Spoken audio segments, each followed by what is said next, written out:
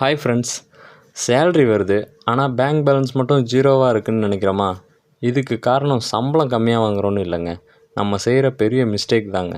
அந்த மிஸ்டேக் என்னென்னா, நீட்ஸையும் வாண்ட்ஸையும் நம்ம கன்ஃபியூஸ் பண்ணிக்கிறது தான்.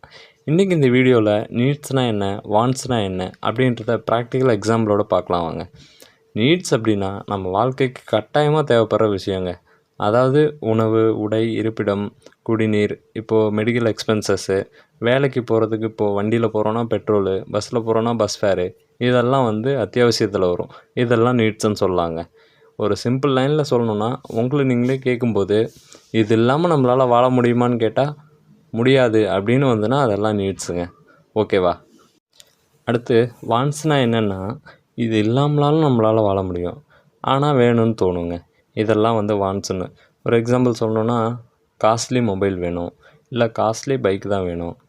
ஃபுட்டு வீட்டில் இருந்தாலும் நான் ஃபுட்டு ஆன்லைனில் ஆர்டர் பண்ணி சாப்பிடுவேன். ஆன்லைன் ஷாப்பிங் பண்ணுறது, இந்த மாதிரி பண்ணுறது எல்லாமே வாண்ட்ஸில் வருங்க. அதாவது நம்ம ஒரு வேலைக்கு போகிறோம், நமக்கு ஒரு நார்மலான பைக் இருந்தால் போதும் அப்படின்னு இல்லாமல் ஒரு காஸ்ட்லி பைக் தான் வேணும் அப்படின்னு சொல்லி வாங்குறது. அதுவும் காசு இல்லாமல் அதுவும் லோன் போடுறது.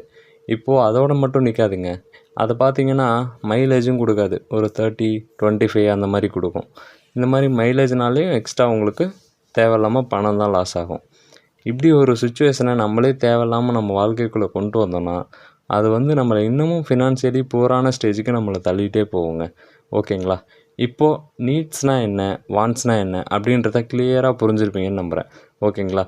இதை புரிஞ்சுக்கிட்டாலே நம்மளோட லைஃப்பில் செலவு ஃபுல்லாக குறைஞ்சிருங்க. செலவு குறைஞ்சா என்ன ஆகும்? ஆட்டோமேட்டிக்காக சேவிங்ஸ் இன்க்ரீஸ் ஆகும். இந்த இஎம்ஐ இந்த மாதிரி ப்ரெஷர்லாம் இல்லாமல் ஃப்ரீயாக இருக்கலாம். ஓகேங்களா? இப்போது எதிர்பார்க்காம ஒரு செலவு வருதுன்னா அதை ஹேண்டில் பண்ணுற கெப்பாசிட்டி உங்களுக்கு இருக்கும். எதனால்? நீங்கள் எக்ஸஸாக செலவு பண்ணி வேஸ்ட் பண்ணாமல் உங்கள் காசை சேவிங்ஸ் பண்ணி வச்சுருப்பீங்க. அந்த காசு உங்களுக்கு தேவைப்படுற நேரத்தில் எமர்ஜென்சியாக இருக்கும்போது யூஸ் ஆகும். அதாவது நீங்கள் ஆடம்பரமான ஒரு விஷயத்தை ஸ்கிப் பண்ணதுனால உங்களுக்கு அத்தியாவசியமான ஒரு இடத்துல அந்த அமௌண்ட் யூஸ் ஆகும்.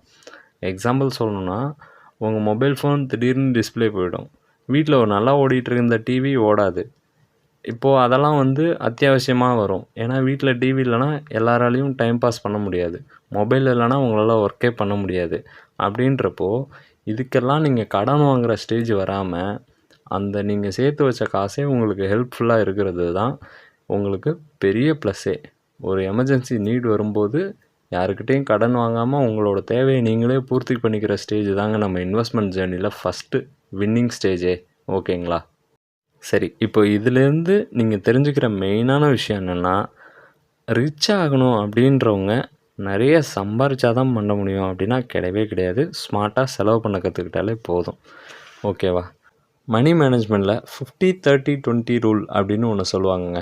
அதாவது 50% நம்மளோட வருமானம் நம்மளோட நீட்ஸ்க்கும், 30% நம்மளோட வருமானம் வாண்ட்ஸுக்கும், 20% நம்மளோட வருமானம் சேவிங்ஸ் அல்லது இன்வெஸ்ட்மெண்ட்ஸுக்கும் போகணும் அப்படின்னு சொல்லுவாங்க. ஓகேங்களா? இன்றைக்கி இந்த வீடியோ உங்களுக்கு யூஸ்ஃபுல்லாக இருந்துச்சுன்னு நினச்சிங்கன்னா இப்போவே இந்த வீடியோவுக்கு ஒரு லைக் பண்ணுங்கள். இதே மாதிரி finance related and useful videos பார்க்கணுன்னு நினச்சிங்கன்னா இப்போவே நம்ம லைஃப் ஆஃப் எம்ஆர் சேனலுக்கு சப்ஸ்கிரைப் பண்ணிக்கோங்க. உங்கள் ஃப்ரெண்ட்ஸ் அண்ட் ஃபேமிலிக்கும் ஷேர் பண்ணுங்கள். சரி, வாங்க பார்க்கலாம். சேவ் பண்ணணுன்னு சொன்னால் ஓகேப்பா, இப்போ என்ன டக்குன்னு இன்வெஸ்ட் பண்ணணுன்னு சொல்கிறியே அப்படின்னு யோசிக்கிறீங்களா? இப்போ தான் நம்ம இம்பார்ட்டண்ட்டான பார்ட்டுக்கு வரோங்க.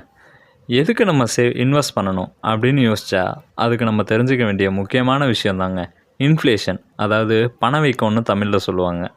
என்னப்பா நீ புதுசாக எதோ சொல்கிறியே அப்படின்னு நினைக்காதீங்க. ரொம்ப ஈஸி தாங்க. பணவீக்கம்னா என்னென்னு பார்க்கலாம் வாங்க. அதாவது இன்ஃப்ளேஷன் அப்படின்னா பணத்தோட பர்ச்சேசிங் பவர் குறையிறதுங்க. அதாவது நம்ம வாங்கும் சக்தி குறையிறது. சரிங்களா? ஒரு 10 வருஷத்துக்கு முன்னாடி ஒரு 10 ருபீஸ்க்கு என்ன வாங்கினோமோ இப்போது அதே 10 ரூபாய் இருந்ததுன்னா நம்மளால் வாங்க முடியாதுங்க.